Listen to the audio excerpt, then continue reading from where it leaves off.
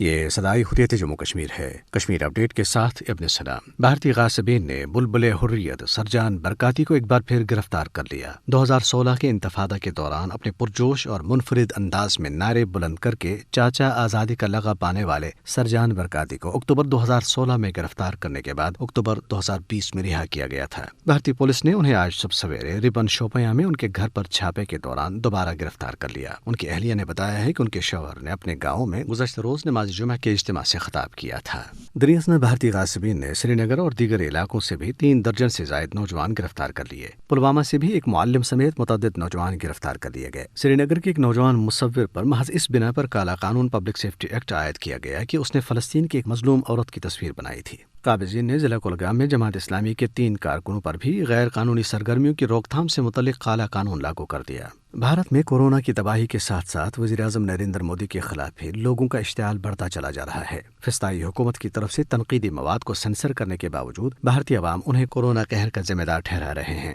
معروف بھارتی صحافی برکھا دت کی ایک سنسنی خیز رپورٹ جس میں کانپور سے دور ایک وسیع ریتیلے علاقے میں سینکڑوں عدد دفن لاشیں دکھائی گئی ہیں، نے ظاہر کر دیا ہے کہ بھارت میں کورونا سے مرنے والوں کی تعداد حکومت کی طرف سے ظاہر کردہ تعداد سے کہیں زیادہ ہے۔ برکھا دت نے ایک ٹویٹ میں نریندر مودی کو مخاطب کرتے ہوئے کہا ہے کہ آپ کورونا سے مرنے والوں کے اعداد و شمار چھپا سکتے ہیں مگر لاشوں کو نہیں، جو الٹا آپ کو چھپنے کا موقع فراہم نہیں کر رہی۔ دوسری طرف بھارتی وزارت داخلہ نے انکشاف کیا ہے کہ اتر پردیش اور بہار میں پچھلے ایک ہفتے میں مختلف زرعی انتظامیہ کے ذریعے گنگا سے تقریباً 2000 لاشیں نکالی گئی ہیں۔ اپڈیٹ ختم ہوا۔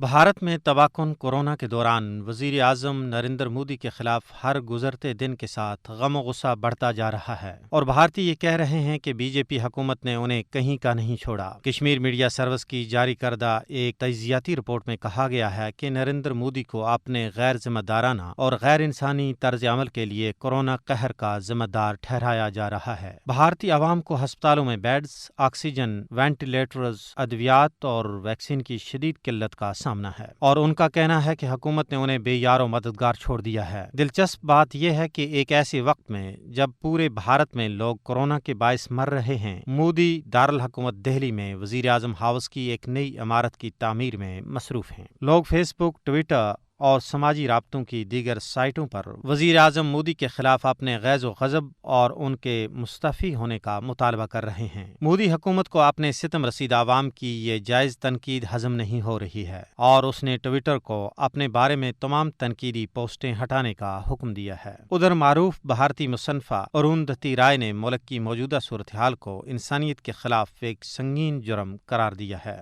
عالمی ادارہ صحت نے بھی بھارت میں کورونا کے موجودہ بحران کی وجہ مودی حکومت کی طرف سے مذہبی اور سیاسی اجتماعات جاری رکھنے کو قرار دیا تھا۔ کانگریسی لیڈر راہل گاندھی نے مودی کو تنقید کا نشانہ بناتے ہوئے کہا ہے کہ وزیر اعظم مودی ویکسین، ادویات اور آکسیجن کے ساتھ لاپتہ ہو گئے ہیں۔